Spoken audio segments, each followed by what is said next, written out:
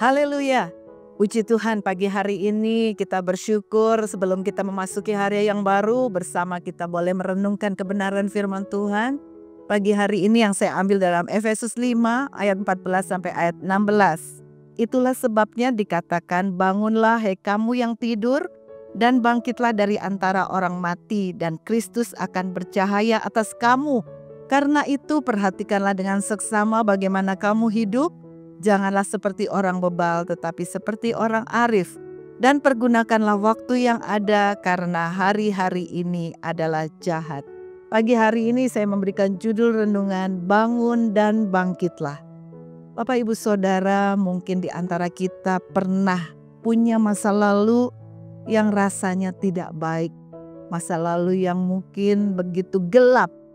Dan kita bersyukur saat ini kita sudah bertobat. Dan kalau firman Tuhan boleh ingatkan dalam hidup kita, biarlah apa yang mungkin sudah pernah kita lakukan dulu itu tidak kembali kita ingat.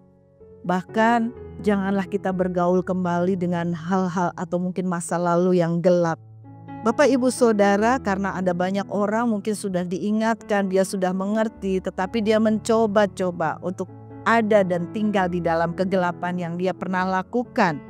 Bapak Ibu Saudara, kalau kita melihat ketika orang sedang tertidur, dia tidak akan pernah bisa mengerti bahaya yang mengancam dirinya. Sebagai contoh, ada korban kebakaran. Pada saat dia terlelap tidur, dia tidak akan tahu ketika ada api yang melanda kebakaran di rumahnya. Ketika mungkin api menyala, dia belum sadar dalam tidurnya, sehingga pada saat itu api mulai membesar, hawa panas mulai memenuhi ruangan, sehingga asap yang ada mulai menyesakkan pernafasannya, dan pada saat itulah orang itu baru sadar dan terbangun. Tetapi kita melihat ternyata sadarnya orang itu dari tidur sudah terlambat. Sebab kita tahu dalam hitungan detik api itu bisa membakar dirinya dan segala hal yang ada di rumahnya pun bisa saja habis. Inilah Bapak Ibu keberadaan orang yang sedang tertidur. Oleh sebab itu pagi hari ini bersyukur firman Tuhan datang dalam hidup kita. Hai orang yang tertidur, janganlah engkau terbuai dengan gelapnya dosa.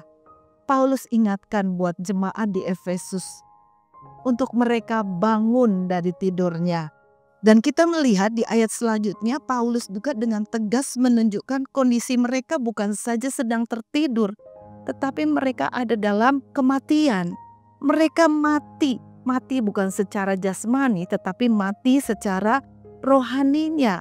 Untuk itu Paulus berkata, bangkitlah dari antara orang mati dan Kristus akan bercahaya atas kamu.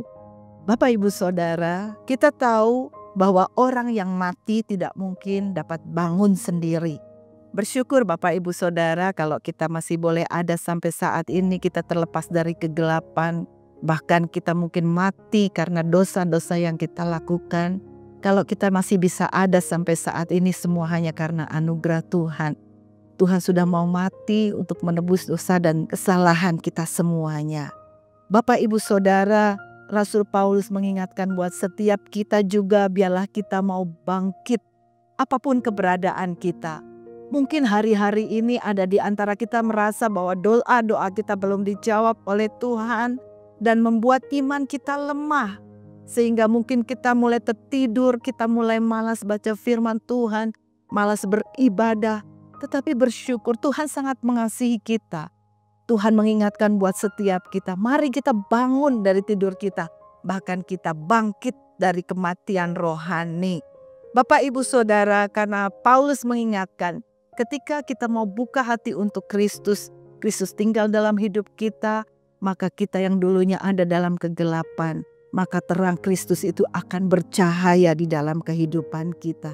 Terang Kristus yang ada dalam hidup kita akan menyingkirkan segala kegelapan yang ada di dalam kehidupan kita. Oleh sebab itu mari Bapak Ibu Saudara, apapun keberadaan kita, bersyukur firman Tuhan masih datang. Perhatikanlah bagaimana kita hidup saat ini. Biarlah terang Kristus itu terus memancar dalam hidup kita, karena kita tahu hari-hari ini adalah hari-hari yang semakin jahat. Biarlah hidup kita mau tetap terus bangun dan bangkit dari kematian rohani yang kita alami.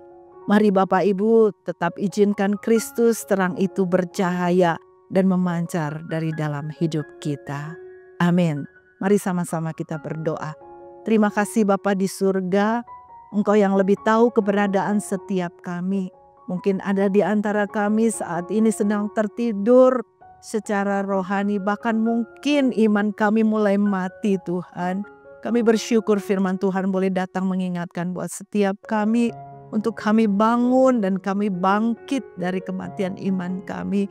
Untuk tetap kami izinkan terang Kristus itu memancar dari dalam hidup kami. Hidup kami menjadi berkat dimanapun kami berada. Terima kasih Tuhan meneraikan firman-Mu dalam hidup kami. Mampukan kami untuk kami dapat menjadi pelaku-pelaku firman-Mu. Memberkati bangsa dan negara kami, selamatkan bangsa kami. Berkati juga kota Temanggung, berkati gereja lokal kami Bapa. Berkati setiap umat-umat Tuhan yang ada, yang sakit Tuhan jamah memberikan kesembuhan, yang lemah Tuhan kuatkan, yang susah Tuhan berikan penghiburan. Terpujilah nama-Mu Tuhan, biarlah di hari-hari yang terakhir kami mau memperhatikan hidup kami, supaya hidup kami senantiasa menyukakan akan hati Tuhan. Terima kasih Bapa, dalam nama Tuhan Yesus kami masuki hari yang baru. Haleluya. Amin.